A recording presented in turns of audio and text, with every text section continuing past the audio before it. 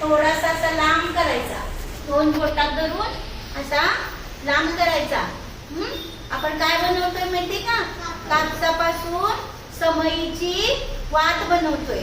आपण देवापुढे दिवा लावतो की नाही समई, त्याच्यासाठी वात बनवतो. तर असा लांबडा करून घेतला की त्याच्यानंतर तो असा हातावर दोन्ही हातावर असा खेळायचा. बघा काय बनतंय,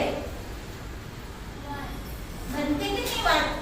तर अशा पद्धतीने आपण ही वात बनवायची. ही एक वात झाली.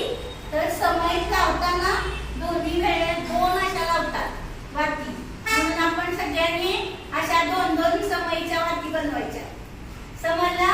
सगळ्यांना असं तुम्हाला कापूस देणार आणि सगळ्यांनी अशा वाती बनवायच्या.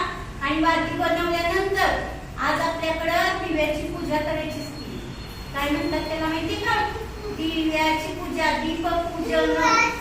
तर आपण ते दीप पूजन करायचे म्हणून अशा सगळ्यांनी वाती बनवायच्या.